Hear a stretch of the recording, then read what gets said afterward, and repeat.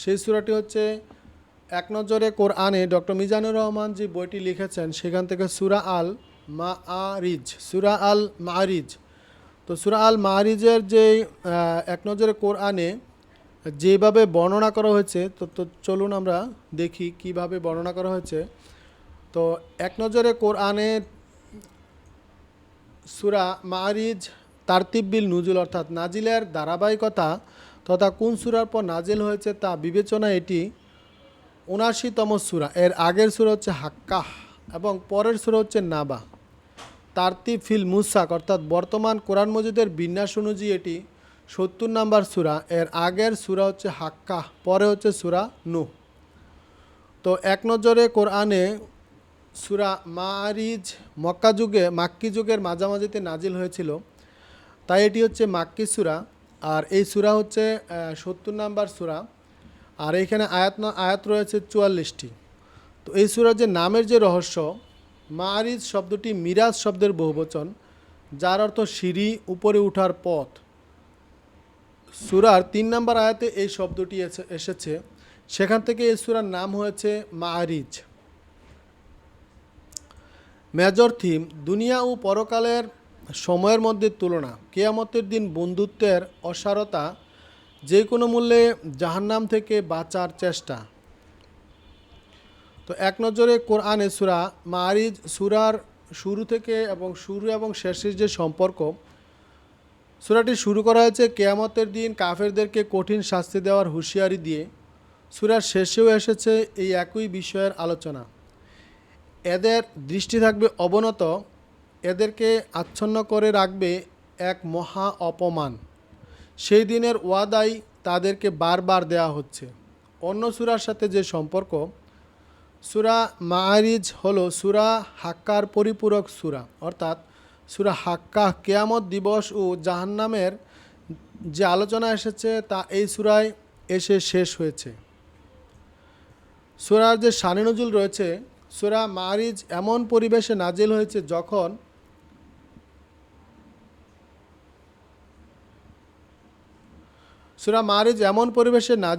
যখন চারদিক থেকে আল্লাহ রাসূল সাল্লাল্লাহু আলাইহি সাল্লামের উপর ক্রমাগত অবিশ্বাস ও হাসি ঠাট্টা রুল উঠেছে। মক্কাবাসী এই বলে হাসতে হাসতে ঢলে পড়ত, এই তোমাকে অস্বীকার করে আমরা নাকি জাহান্নামের উপযুক্ত হচ্ছি, তা তুমি সাচ্চালুকে হলে সেটার ভয়ে দেখাও, সেটা শীঘ্রই নিয়ে আসো তো দেখি, খালি তো কেয়ামত করো, কই সেটা। তারা এইভাবে তামাশার ছলে আল্লাহর বাণীকে অস্বীকার করে চ্যালেঞ্জ জানায়।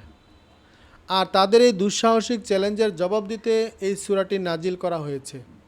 কেয়ামতও আসবে, শাস্তিও আসবে, অত ব্যস্ত হয়েও না, তোমাদের ভালোর জন্য শাস্তিটা আল্লাহ একটু রয়েস হয়ে পাঠান, তাড়াহুড়ার কিছুই নেই। আল্লাহ কারো ওপর বিন্দু পরিমাণ অবিচার করবেন না, তোমাদের প্রত্যেকের পাওনা কড়ায় গণ্ডায় বুঝিয়ে দেবেন। আর যেই দিন সব তামাশা পুরোপুরি নিস্তব্ধ হয়ে যাবে, বিষয়বস্তুর দিক দিয়ে এই সূরাটি অনেকটাই সূরা হাক্কার এর সারকথাকে ধারণ করে, যেখানে পরকালের বাস্তবতাকে তুলে ধরা হয়েছে। সূরা মাআরিজের এক নজরে কোরআনে যে সেগমেন্ট রয়েছে, এখানে 3টি সেগমেন্টের কথা আলোচনা করা হয়েছে। এক নাম্বার হচ্ছে কাফিরদের তাড়াহুড়া। সূরার শুরুর অংশে দেখানো হয়েছে কাফিরদের অহংকার আর ঔদ্ধত্য এত বেশি যে তারা আল্লাহর শাস্তি দ্রুত বাস্তবায়নের জন্য রাসূলের কাছে আবদার করে। 2 নাম্বার হচ্ছে মানুষের বৈশিষ্ট্যের চরম অস্থির। সূরার মধ্যভাগে আল্লাহ জানিয়ে দিলেন মানুষকে তিনি সৃষ্টি করেছেন চরম অস্থিরতার বৈশিষ্ট্য দিয়ে। 3 নাম্বার হচ্ছে কাফিরদের প্রতি বার্তা, আল্লাহর বাণী প্রত্যাখ্যান করে কোনোভাবেই জান্নাতে যাওয়া যাবে না। সূরার শেষ ভাগে স্পষ্ট করে আল্লাহ এই ঘোষণা দিলেন। তো এই সূরার যে ফজিলত রয়েছে, নবী সাল্লাল্লাহু আলাইহি সাল্লাম মাঝে মাঝে এক রাতেই এই রকমের 2টি সূরা তেলাওয়াত করতেন। এরকমভাবে জোড়া মিলিয়ে তিনি 1 রাকাত তেলাওয়াত করতেন সূরা মাআরিজ ও সূরা নাজিরাত। আবু দাউদ 1396। কজ অ্যান্ড ইফেক্ট, অর্থাৎ ফরজ নামাজগুলো জামাতের সাথে আদায় করব, তাহলে আল্লাহর হুকুম পালনের পাশাপাশি মুসলিমদের সাথে সম্পর্ক দৃঢ় হবে। এক নজরে কোরআনে সূরা মাআরিজের যে গতিপথ এবং সেন্ট্রাল থিম রয়েছে, মানুষের প্রকৃত স্বভাব ও পরিণতি সম্পর্কে আলোচনা করা হয়েছে। কাফিরদের তাড়াহুড়া, মুমিনদের ধৈর্য। সূরার শুরুতে দেখানো হয় কিয়ামতের ব্যাপারে কাফিরদের ব্যাপক তাড়াহুড়া। এরই পরিপ্রেক্ষিতে আল্লাহ তার রাসূলকে ধৈর্য দ্বারা পরামর্শ দিলেন। তার মানে কাফির হবে অধৈর্য আর মুমিন হবে ধৈর্যশীল। পরীক্ষার মুখে মানুষের প্রতিক্রিয়া। খারাপ মানুষ অল্পতে অস্থির হয়ে পড়ে। আল্লাহর পরীক্ষা হিসেবে কোনো বিপদ এলে সে বিলাপ শুরু করে। এই বৈশিষ্ট্য দূর করতে হলে মানতে হবে কোরআনের উপদেশ। বংশীয় অভিজাত্য। কিয়ামতের দিন বংশীয় অভিজাত্য বা অন্য কোনো কিছুই মানুষের কাজে আসবে না, তাদেরকে শাস্তির হাত থেকে বাঁচাতে পারবে না। 4 নম্বর হচ্ছে আল্লাহর কর্তৃত্ব। অবাধ্যরা আপাতত ছাড় পাচ্ছে, তার মানে এই নয় যে আল্লাহ তাদের ব্যাপারে বেখবর এবং সাময়িক সময়ের জন্য ছাড় দেওয়া হচ্ছে কেবল। আল্লাহ তাদেরকে অবশ্যই ধরবেন। ওভারভিউ সম্পর্কে বর্ণনা করা হয়েছে। কিয়ামতের ভয়াবহতার কিছু বর্ণনা দেওয়া হয়েছে 1 থেকে 18 নম্বর আয়াতে। মানুষের অন্যতম বৈশিষ্ট্য হলো সে ভীষণ অস্থির প্রকৃতির, সেটা আলোচনা করা হয়েছে 19 থেকে 21 নম্বর আয়াতে। মুমিনদের বৈশিষ্ট্য, কাফিরদের কর্মকাণ্ড ও উভয় দলের প্রতিদান সম্পর্কে আলোচনা করা হয়েছে 22 থেকে 44 নম্বর আয়াতে। এক নজরে কোরআনের সূরা মাআরিজের যে কেস স্টাডি, এই সূরার 19 থেকে 20 নম্বর আয়াতে মানুষের একটা বৈশিষ্ট্যের কথা তুলে ধরা হয়েছে, আর তা হলো মানুষ চরম অস্থির প্রকৃতির। তাকে কোনো অনিষ্ট স্পর্শ করলে সে অধৈর্য হয়ে বিলাপ শুরু করে। আবার তার জীবনে ভালো কিছু পরখ লাগলে তার ভাগ সে অন্যদেরকে দিতে চায় না। কোরআনের এই কথার সাথে নিজেদেরকে একটু মিলিয়ে দেখি। আসলেই তো আমরা এমন।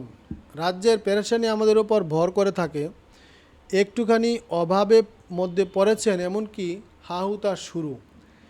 কিভাবে ইনকাম বাড়ানো যায়, মাথায় শুধু সেই চিন্তা বন বন করে ঘুরে।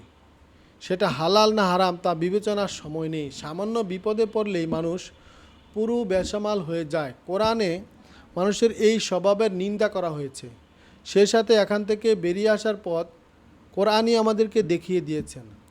নামাজে মনোযোগ, অভাবীদেরকে দান খয়রাত, পরকালের উপর বিশ্বাস, আল্লাহকে ভয় করার মাধ্যমে মানুষ এই অস্থিরতার বৈশিষ্ট্য থেকে নিজেকে পবিত্র রাখতে পারে। রিফ্লেকশন বা তাদাব্বুর। কিয়ামতের বিভীষিকা কেমন হবে তা এই সূরা থেকে কিছুটা আঁচ করা সম্ভব।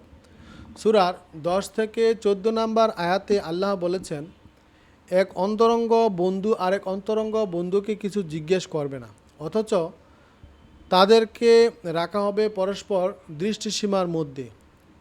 অপরাধীদের একান্ত কামনা হবে সে যদি তার নিজের সন্তানাদি, স্ত্রী, ভাই, আপন জ্ঞাতিগোষ্ঠী ও দুনিয়ার সব লোককে দিয়ে হলেও সেই দিনের শান্তি থেকে নিজেকে মুক্ত করতে বা বাঁচাতে পারত। একবার চিন্তা করুন আপনার বেস্ট ফ্রেন্ডের কথা। পড়ালেখা, আড্ডা, পিকনিক, তাকে ছাড়া কোনো কিছুই আপনি একা একা করতে পারেন না। সে আপনি কিয়ামতের দিন তাকে দেখেও দেখবেন না, তাকে কোনো কথাও জিজ্ঞেস করবেন না, বরং ফেরেশতাদের হাতে আপনার নিজের জায়গায় তাকেই উঠিয়ে দিতে চাইবেন। একবার কল্পনা করুন আপনার কলিজায় টুকরো শিশু সন্তানটির কথা। যতক্ষণ বাইরে থাকবেন তার চেহারাটা বারবার আপনার হৃদয়ে ভেসে ওঠে। কখন তার কাছে ফিরবেন, তাকে কুলি নিয়ে আদর করবেন, সে চিন্তাই করেন সারাক্ষণ। কিংবা আপনার জন্মদাত্রী মা, প্রিয়তমা স্ত্রী, রক্তের ভাই এবং আপন জ্ঞাতিগোষ্ঠী, সেদিন কারো কথায় আপনি ভাববেন না, শুধু ভাববেন নিজেকে নিয়ে। এমনকি দুনিয়ার সমস্ত মানুষের বদলে হলেও এই ভয়াবহ শাস্তি থেকে মুক্তি চাইবেন। কিন্তু বাস্তবতা হলো নিজের পাওনা শাস্তি থেকে কেউই সেদিন বাঁচতে পারবে না। অবাধ্যদের জন্য আল্লাহ রাখবেন আগুনের লেলিহান শিখা, বা হাড্ডি থেকে চামড়া আর মাংস টেনে টেনে বের করে আনবে। তাই এখনই সময় নিজেকে বদলে দেবার, সব ধরনের গুনাহ থেকে নিজেকে দূরে রাখবার। এক নজরে কোরআনে সূরা মাআরাজের যে কেস স্টাডি রয়েছে, এই সূরার 19 থেকে 20 নম্বর আয়াতে মানুষের একটি বৈশিষ্ট্যের কথা তুলে ধরা হয়েছে, আর তা হলো মানুষ চরম অস্থির প্রকৃতির। তাকে কোনো অনিষ্ট স্পর্শ করলে সে অধৈর্য হয়ে বিলাপ শুরু করে, আবার তার জীবনে ভালো কিছু পরখ লাগলে তার ভাগ সে অন্যদেরকে দিতে চায় না। কোরআনের এই কথার সাথে নিজেদেরকে একটু মিলিয়ে দেখি। আসলে তো আমরা এমন, রাজ্যের পেরেশানি আমাদের উপর ভর করে থাকে। একটুখানি অভাবের মধ্যে পড়েছেন, এমনকি হা হুতাশ শুরু। কিভাবে ইনকাম বাড়ানো যায়, মাথায় শুধু সেই চিন্তা বন বন করে ঘুরে।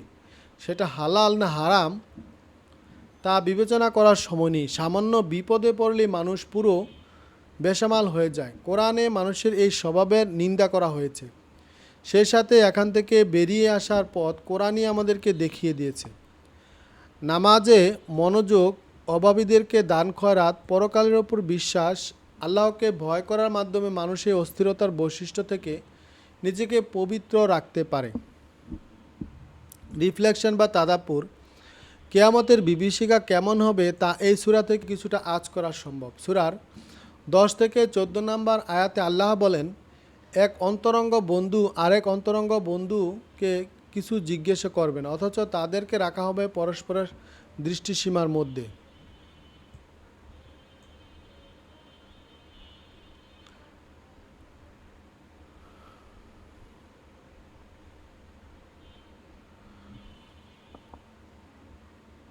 তো এই এই ছিল আমরা এই এই যে সূরাটি পড়লাম, রিফ্লেকশন বা তাদাব্বুর। তো রিফ্লেকশন বা তাদাব্বুর পর্যন্তই হচ্ছে এই সূরাটির সারমর্ম এবং সারনজুল।